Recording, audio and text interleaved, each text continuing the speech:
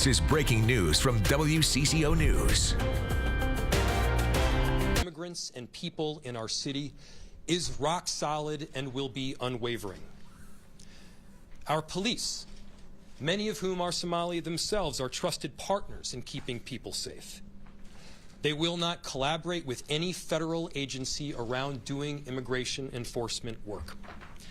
Our city staff and our law enforcement will not ask the question as to whether an individual is documented or not. And by the way, there are more than 80,000 Somali people living in Minnesota. Almost all of them are both documented and citizens. And the city has worked with community partners who have compiled Know Your Rights information. And so here's what we know. You have the right to remain silent, and you have the right to a lawyer.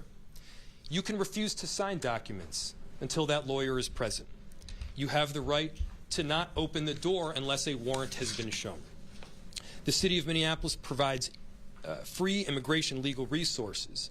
And if you or a family member or a loved one needs access to a lawyer, go to our website or call 311. And we're going to work with our partners.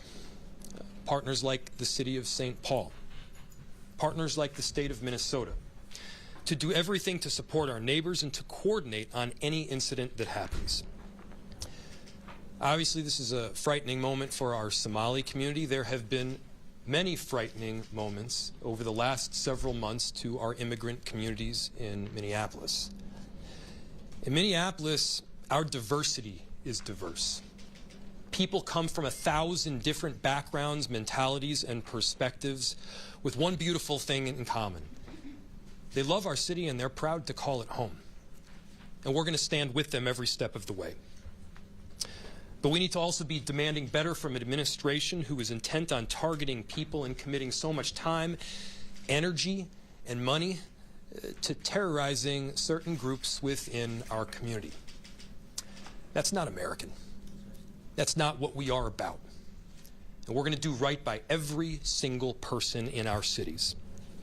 And so, to our Somali community, Daman Shabka, Somaliyed Kunul, Minnesota, Garahan, Minneapolis, Waan, Ku Janilahai, Waan, Ku Gereb, Taganahan. We love you, we stand with you, and we aren't backing down.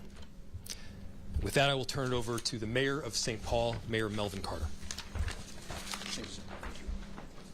Good afternoon. I'm Melvin Carter, the Mayor of the City of St. Paul.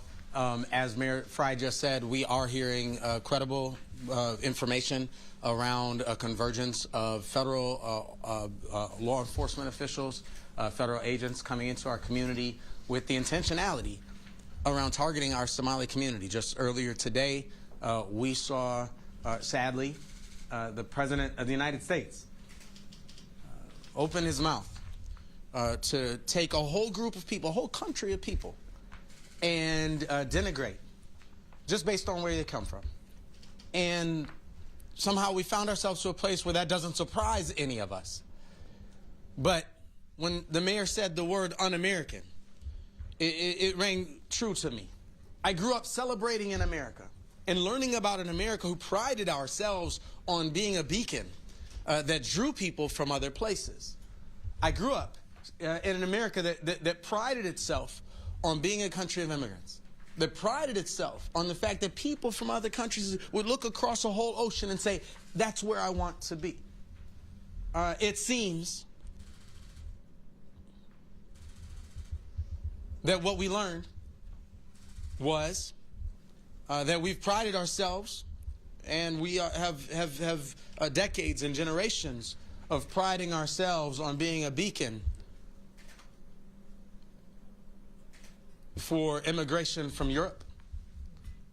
I mean, it seems to many of us like the darker skin the immigrants who come to our country are, the more our posture on immigration as a country has shifted. That's un-American. That's concerning. And I get particularly concerned as someone who, we work all day, every day on public safety and keeping our communities safe. And all of you have heard me brag about the public safety outcomes that we're achieving and that we're really proud of. And we've understood and embraced an approach to public safety that isn't about pitting our officers or law enforcement against community members, but it's figuring out how to get our officers and our community members working together on the same side of the table as much as humanly possible. And so when the last thing that we need is federal agents coming here, pretending that we should be afraid of somebody just based on the color of their skin, just based on what they look like, just based on what country their ancestors claim as honor as a motherland. The last thing that we need is federal agents coming to town attempting to turn us against each other, to turn us against ourselves. The last thing we need is federal agents coming in town to create chaos and challenge for us. And so we stand together. Both of our cities have stood up immigrant and refugee services supports. In St. Paul, it's our Office of Immigrant and Refugee Services. In our city attorney's office, we encourage folks to look to those websites. We encourage folks to look to the organizations that serve immigrants and refugees across our community, because we have constant reminders out there about what your rights are. You have rights. That's an American thing. You have rights. We all have rights. And so we'll be sharing on social media today some of those, what those resources are that people need to look to. We'll be working with our police department to ensure our capability of facilitating peaceful protests, as I imagine we'll see some people who will want to stand up and say that we disagree with this federal targeting. Just like Mayor Fry just said, we in St. Paul celebrate our large Somali community. We celebrate the contributions that our community has made in every aspect, whether that's education, whether that's public service, whether that's public safety, whether that's our economics and local jobs. We celebrate that. Our community would not be the same without it. And so we continue to stand with the members of our Somali community. We continue to stand across municipal boundaries and across communities to say that the Twin Cities is not a place that tolerates or embraces hate, to say that the hateful and damaging rhetoric that we're hearing from Washington, D.C. right now is reprehensible, and it is not something that represents who our community is or who our country can be. And we call on ourselves. I call on myself in the face of hatred, in the face of division, in the face of what seems to be a strategy centered around intentional chaos, to lead with listening, to lead with compassion, to engage with humanity, and to ensure that we are every single day modeling the type of behavior, the type of approach, and the type of humanity that we sure wish our federal representatives in Washington, D.C. would follow suit. We have the capacity as a local community to be that loving, incredible place. That's who we are. That's what we are. And that's certainly something that we don't need federal agents coming and disturbing. Thank you all for being here. And with that, I think I'm turning it over to Councilmember Ross. Oh, I'm sorry, to Councilmember Ross. Thank you. Good afternoon. My name is Jamal Osman. I am the council member of Ward 6, someone who represents the largest East African community in Minneapolis. I am proud to say I'm a Somali American. This country welcomed me and my family 26 years ago. It has provided me a life that I did not have in Somalia. We came here and we are thankful to be here. I've been educated here, got the opportunity to serve my community, to be a council member. I know many families are fearful tonight. They are. But I want you to know that City of Minneapolis stand behind you as the leaders, both mayors and the chief and everyone that stand behind you are here to stand with you. Our community has lived through fear in the past. And we're not going to let us divide that. We're going to stay informed, we're going to stay safe, and we're going to support each other. We will continue to working our partners on the ground so residents know their rights. They know where to turn for help, and we know that Minneapolis will not abandon. One of the things I do want to say, and obviously everyone knows that our president is racist, xenophobic, Islamophobic, and we are gonna fight that. America has a history of fighting and stopping those kind of individuals who continue to divide people and divide communities. Many Somalis that live in this community are working at your groceries, working at your hospitals, delivering your babies, they're doctors. They are very successful individuals. Now I would like to switch into Somali to speak to my community. Assalamu alaikum. Walaalayaal, waxaan la hadlayaa community-ga magaalada Minneapolis. Anigoo ah Jamaal Cusmaan. Waxaan inii sheegayaa sida Minneapolis garabkeena ay taagan tahay. Community-geena target ayaa lagu yahay. Qolyahan dalka soo galaya oo la sheegay hadda in 100 qof ka badan lagu soo wado. Waa inaan ka fijignaanaa. Waa inaan la hadashaa lawyer-kaaga. Waa inaan ogaataa rights-kaaga. United States rights ayaa ku leedahay. Waa inaan division aan la ku suubinin. Xuquuq baa u leedahay due process baa jira dalkan aan joogno. Marka taxadara City Minneapolisna waa in la taaganta garabkeena taaganta. Thank you so much. I would like to welcome the Chief O'Hare.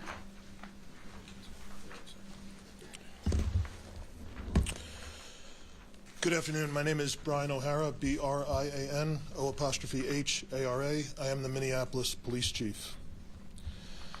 I know the recent reports that are circulating among the media are concerning. I just want to be clear. We are not confirming anything that has been in any of these reports, and we don't have any official information ourselves. What we are aware of is what has been happening in our community.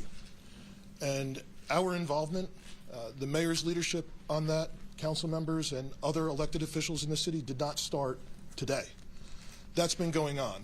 The fear that the community has been experiencing, immigrant communities have been experiencing in this city is real.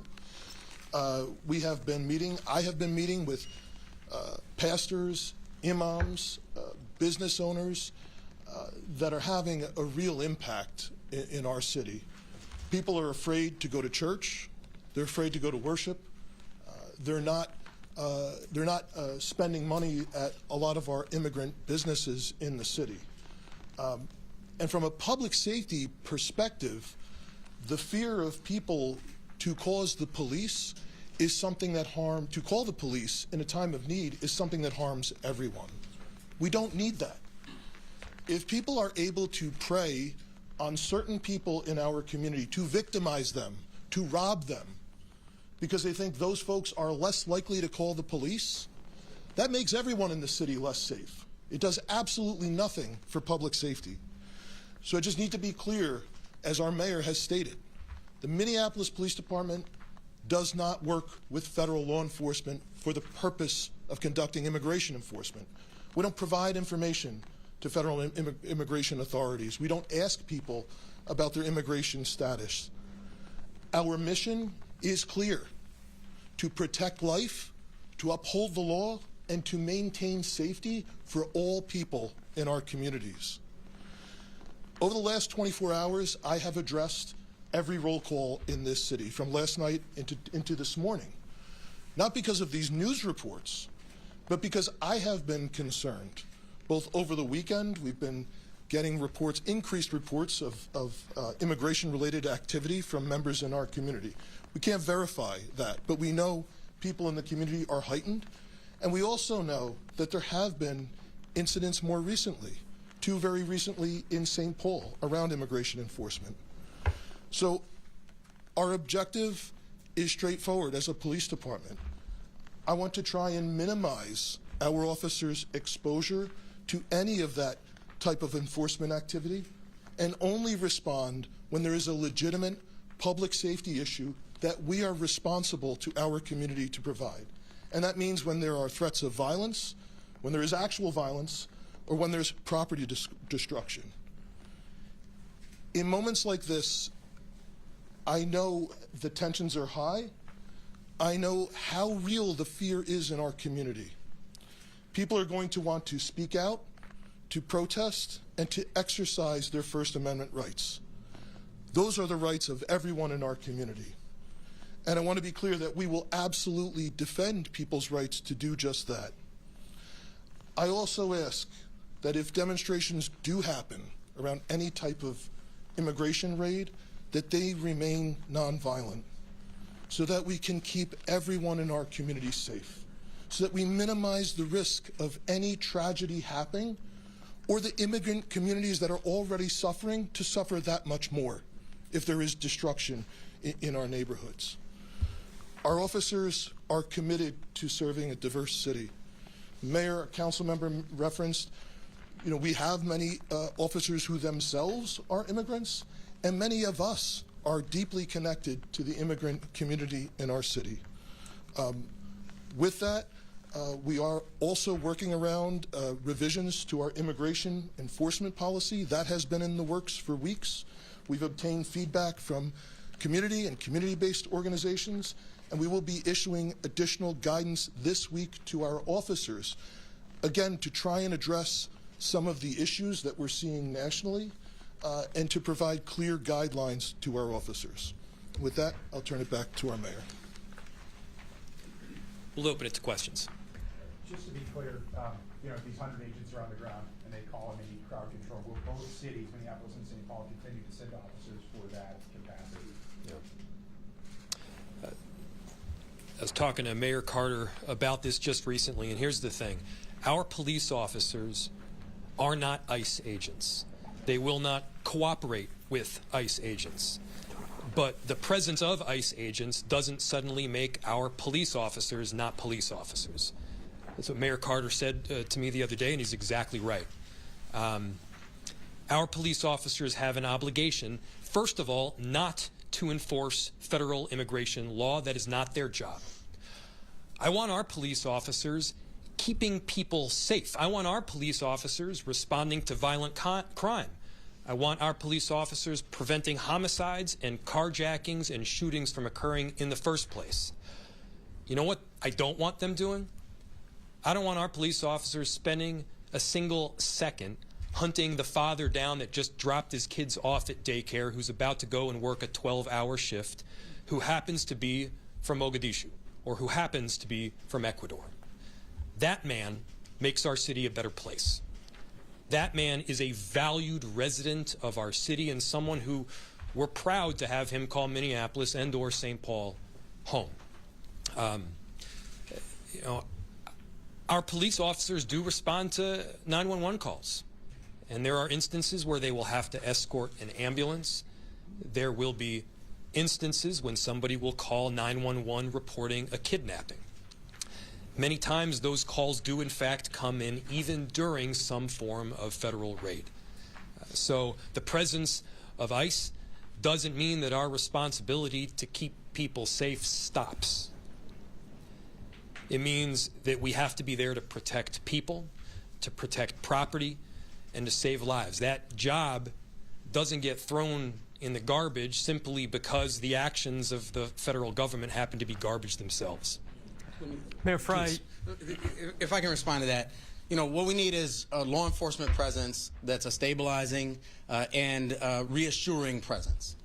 Our law enforcement presence ought to make people feel more safe, less fearful, that's the word that you use, and help us facilitate safe outcomes in our community. That's the problem with what we see from the federal government right now, is that we're seeing federal agents operate in communities across our country, not just St. Paul and Minneapolis, but in communities across our country in ways that certainly by impact, certainly have the impact and actually seem to be designed for the purpose of making people more fearful and making people feel less safe in our community. That's That's a subversion.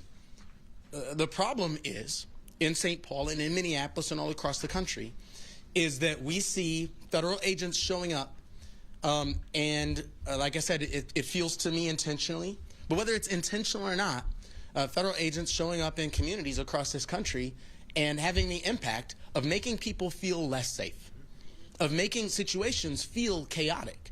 And it is the responsibility of our police officers to respond to unsafe and chaotic situations in our community and help to try to be a stabilizing presence. And that's what I said earlier, and I think Chief O'Hare acknowledged this as well.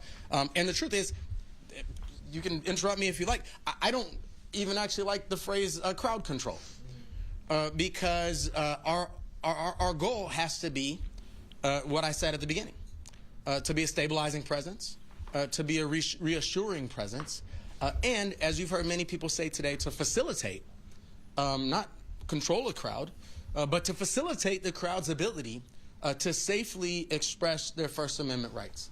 Now, one of the key things to that is we have people across this metro area who've been trained as peaceful interveners, people who've been trained as witnesses, as people who've been trained to be able to help be organizers. And you know, when we show up to those protests, it's our responsibility to help enforce and follow the norms that help to keep that a peaceful protest, so that we can do our part as well to help be a stabilizing influence. And that's sort of what I was talking about when I said, you know, we have to do the opposite of what they're doing.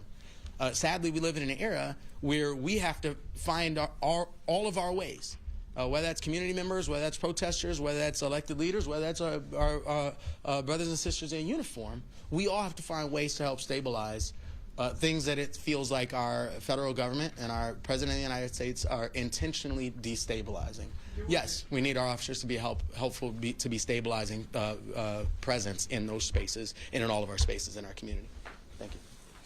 Do officials in each city currently have an open line of dialogue with the Department of Homeland Security just to get a basic sense of what you are responding to when the police does in fact end up going to these scenes? Or are you essentially showing up blind at a chaotic confrontation? Can you repeat the question? I will. Yes, Yep. we're gonna have Yep. mics on everybody here. Thanks, Chief. So the question, Ernesto's question was, do officials in our city have communication with the Department of Homeland Security so that when these large-scale raids happen, we're not going in blind? So we do work with federal law enforcement literally every day around violent crime, around people smuggling fentanyl into the country, gang violence, those types of things. That is a part of our job. But our officers that do work with federal law enforcement have very clear directives, and federal law enforcement is aware that we absolutely will have nothing to do with anything related to immigration enforcement. So as you are aware, the one instance that we've had in this city, we were caught by surprise because of that.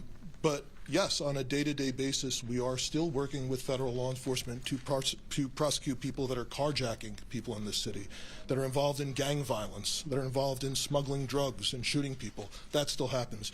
But no, there is no communication around immigration enforcement. Chief, what preparations are you making, and what are you telling officers? Are you having have a riot gear at the ready just in case things get out of hand? And what have you been telling your officers in those roll calls that you've been doing? So the last 24 hours, I had the entire command staff with me, all of the chiefs at roll call, the leaders from our consent decree implementation unit present, as well as our officers that deal with response to large-scale incidents. So basically what I do is I have the consent decree implementation unit go over the city and the police department's policy around immigration enforcement to ensure everyone is abundantly clear where the guardrails are, and to talk about additional guidance that is coming out. Additionally, we have our folks talk about, from a tactical perspective, you know, obviously because we're not going to get involved in legitimate First Amendment activity, but if something becomes a life-threatening emergency with a large crowd, ensuring that there is a plan beforehand, ensuring that our officers are aware that, you know, oftentimes there's multiple agencies involved in these things, and we're finding out after the fact, ensuring that our officers are aware They're only going to take orders from people appointed over them in the Minneapolis Police Department, and ensuring that there is a plan if we do have to rescue a person who may be injured or anything like that, that there is a plan to get in and get out as safely as possible. We will not automatically respond just because someone has called and asking for assistance. But if something is an emergency, there is no time to talk about and have it go up the chain of command and say, are we going to respond? But, things unfold very quickly, and we will do our sworn duty to respond to protect life when it's needed. Mayor Frey. Two more questions. Mayor Frey, you described it as a when, not an if, that ICE will be breaking the law when they engage in this operation targeting the Somali community. What tangible action can the city of Minneapolis, can the police department take to actually protect people who have every legal right to be here and to hold ICE agents accountable if, as you described it, they do break the law?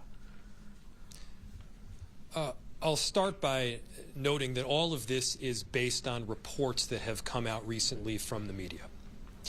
If, in fact, those reports are accurate, and there are 100 federal immigration agents that will be deployed upon Minneapolis and St. Paul specifically with the intention of targeting our Somali community, they're going to run into all sorts of constitutional impossibility that they can't begin to comprehend.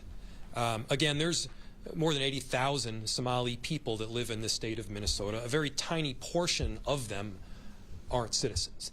In other words, the vast majority, almost all of the Somali people that are here in Minnesota and in Minneapolis are citizens. I feel that it will be a practical inevitability that when people are arrested by federal immigration agents, they're going to get the wrong people. They're going to make mistakes. They're going to screw it up so badly that they're not just violating habeas corpus, but they are taking away the rights of American citizens. I've heard recently some of the comments that Donald Trump has made. I've heard commentary that a number of people around this country are making about our Somali community as a whole, holding them at fault for the actions of a few. The perpetrators of any form of crime should be held accountable in the United States, regardless of what ethnicity, religion, or background you come from, period. And whole communities aren't then held accountable, though, for the actions of a few. I'm Jewish. But when Bernie Madoff was committing all sorts of financial crimes, nobody held me accountable for them. I don't know if Ted Kaczynski is Polish or not, but regardless, if he is, nobody held a whole bunch of Polish people accountable for what Ted Kaczynski did. I could give 13 more examples. But the bottom line is that we have a justice system in this country, and this justice system relies on due process. It's a justice system that we abide by. We have a constitution in this country.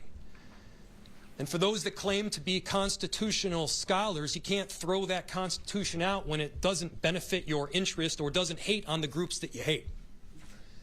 That's what we're seeing a lot of right now. How does Minneapolis then hold DHS accountable if they have this mandate from the White House? Have the chief say one thing, and we'll take one more question then. I just wanted to add one point onto the original question around community and fears that things may be unlawful.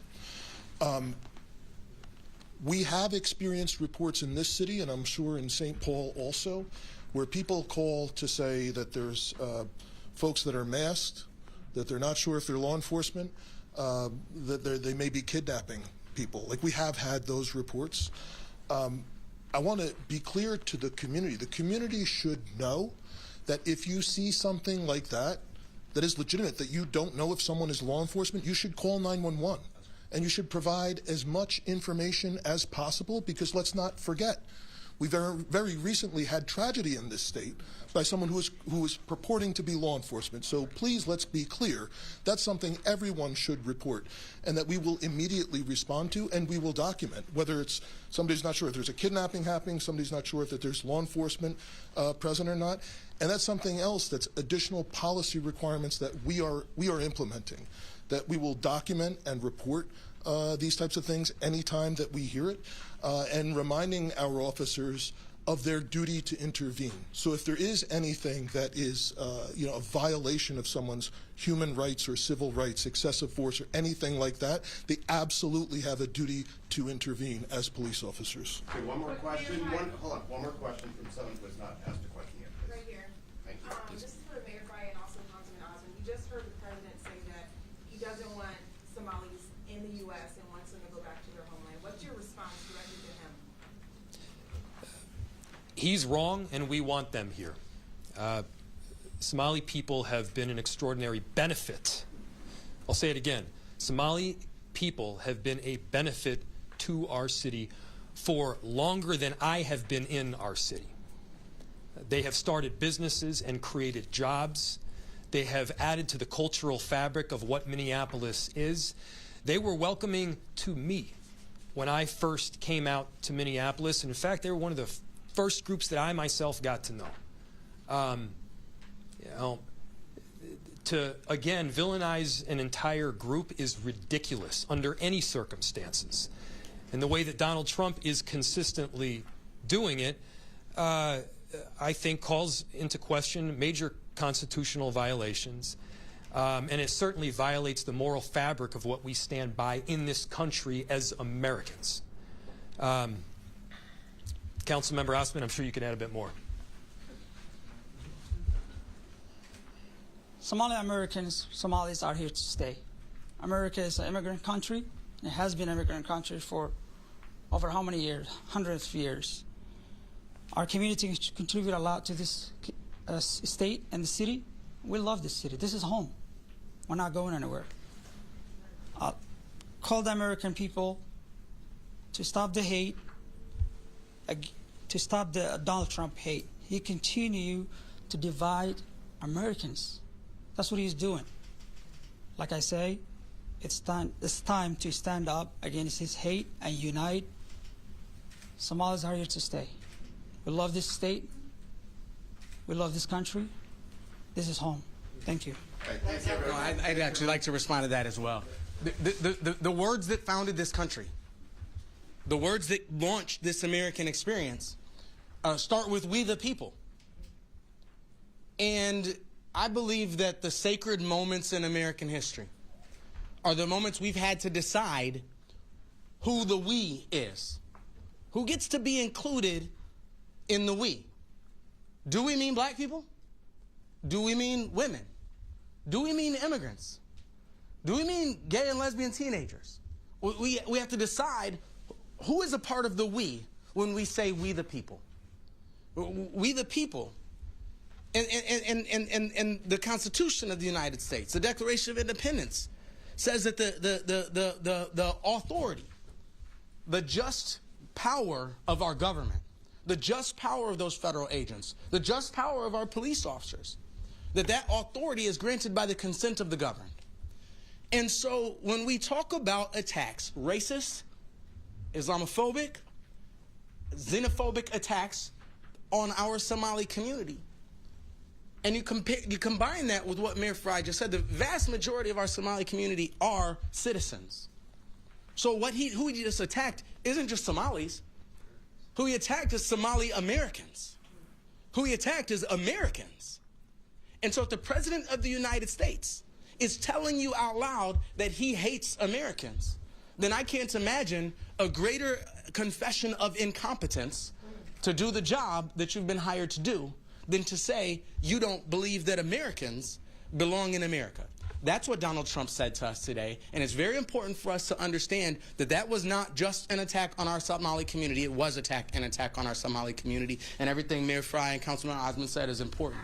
But it's easy to sit at home and say, oh, he's attacking them.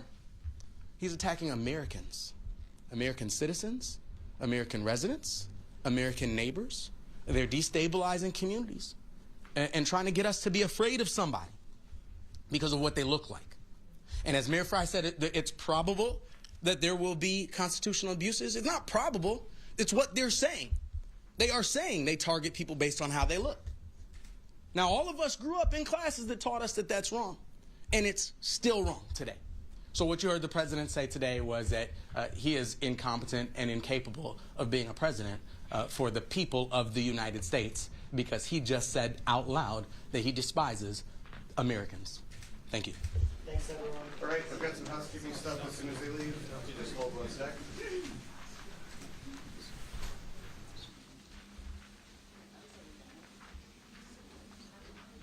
Okay, so if you have any questions,